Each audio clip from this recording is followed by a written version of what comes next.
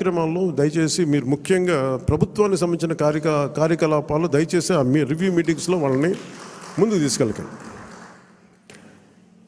ఎందుకంటే మనం వారసత్వపు రాజకీయాలు అనేది మనం వ్యతిరేకం కాదు, కానీ జనం మీద రుద్దేయకూడదు.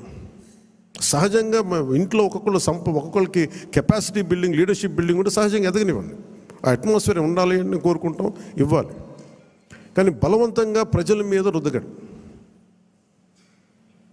అలాగే రౌడీజం చాలామంది మనకి ఈ సందర్భంగా నాకు మన నాయకులందరూ కూడా తెలియజేస్తాను, ముఖ్యంగా కొద్దిమందికి అది మీకు అర్థమవుతుంటుంది నేను ఎవరి గురించి మాట్లాడతాను. రౌడీజం దయచేసి మీరు నమ్మకండి. ముఖ్యంగా మన నాయకులు కొద్దిమంది చెప్తున్నాను, దయచేసి రౌడీజాన్ని నమ్మకండి. మెత్తగా ఉన్న నాయకుల మీద, ఏం మాట్లాడిన నాయకుల మీద మీరు వచ్చి మాట్లాడాలి కానీ తిట్టడాలు కానీ చేస్తే నాకు ఆ భయాలు లేవు. మీరు అది గుర్తుపెట్టుకోండి. వైసీపీ లాంటి ఒక గుండా పార్టీని ఎదుర్కొని వచ్చిన వాడిని మీరు నన్ను బెదిరించగలరా? మీరు ఆలోచించండి.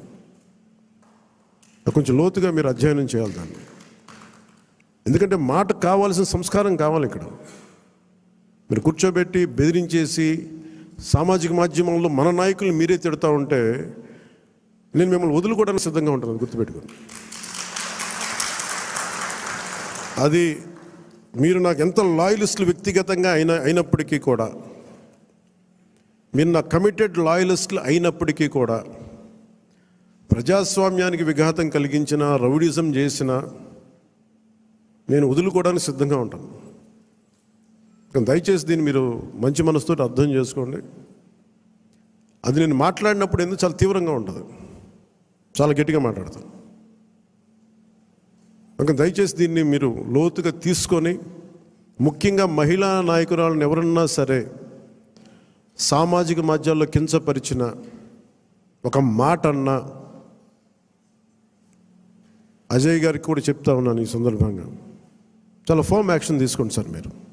నేను ఈరోజు అందరి ముందు చెప్తున్నాను, you have all the right. చాలా ఫర్మ్గా చెప్పండి. మనందరినీ మనం సంస్కరించాలి అనుకున్నప్పుడు మనమే సంస్కారహీనంగా మాట్లాడితే ఎట్లా? అలాంటి వ్యక్తులని మీరు చాలా బలంగా మీ నిర్ణయం తీసుకోండి. మీ నిర్ణయం వెనక నేను ఉంటాను. అవకాశం ఇవ్వండి మారటానికి. తప్పదు అనుకున్నప్పుడు మీరు పార్టీలో నుంచి కూడా మీరు వెళ్ళిపోవాల్సి వస్తే వెళ్ళిపోనివ్వండి, ఇబ్బంది పడద్దు.